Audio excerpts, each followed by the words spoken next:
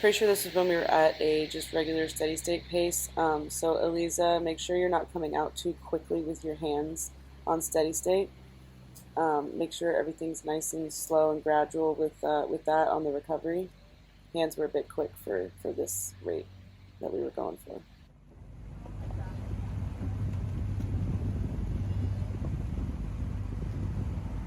Hey, baby.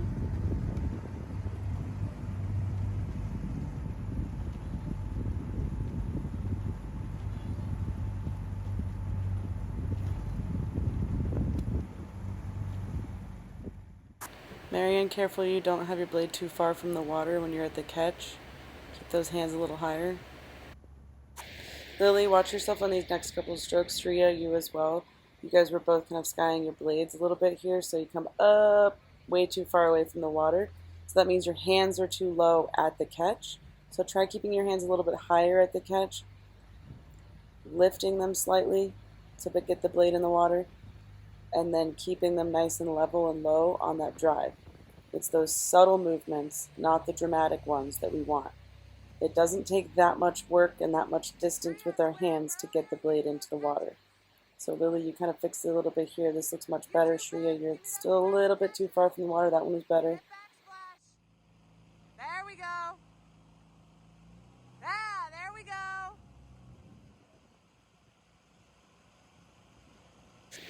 Lily, don't let the water bully you. That blade is ready to go in. You're getting the backsplash, but just be more aggressive with it.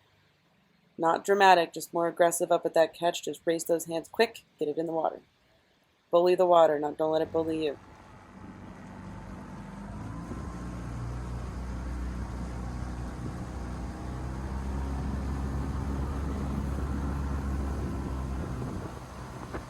Naomi, square up earlier.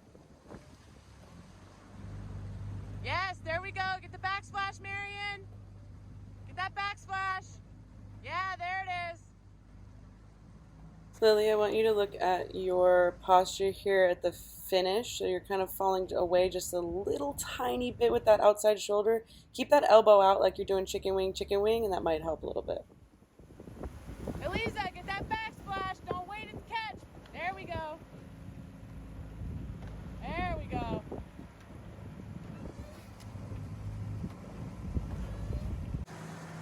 Alright, so this is when we were doing the battle paddle for the first time.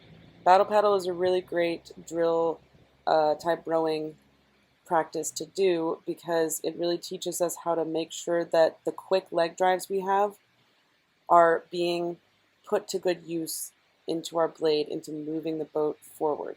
So if we have a really quick leg drive, but we're not feeling that hang on the oar handle, and our seat, our shoulders, our hips, everything is not moving backwards as one and at the same rate, then that leg drive is not being applied as effectively as it could be. So you really want to make sure you're thinking about your hips and your handle moving backwards on that leg drive all at the same time.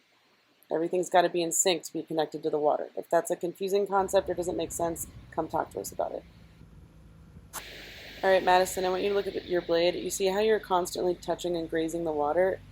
It's because of what your hands are doing. So watch your hands. Coming out of the finish, you're almost going up. Yeah, see? You're going up and you're touching the water with that blade. Coming out of the finish, you need to go down with your hands and have more control over that. The whole thing is a seesaw. Whatever your hands are doing is affecting what the blade is doing out near the water. So if you watch this video on this side, you can see here how you're grazing the water and almost no one else is. We're rowing by sixes. None of you guys should be touching the water with your blade during the recovery. You really don't need to be, especially when we're rowing by sixes.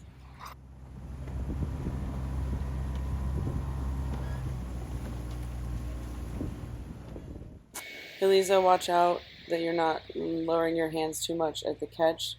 You were dropping your hands quite a bit at the catch. Yeah, skying your blade. Yeah.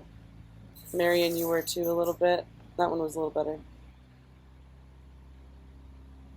And then Ava, I think you also need to focus on making sure you have connection with the water.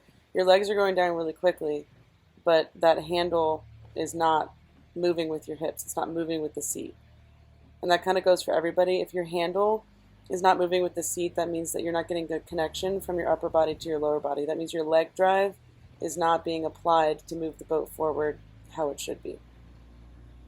And this was the first time we did a battle paddle, so I understand that it might have been a little bit weird having such a quick leg drive and we're not getting that connection, but it's a really good drill to do to get that connection, to understand what it should feel like to apply that leg drive to the blade using your upper body.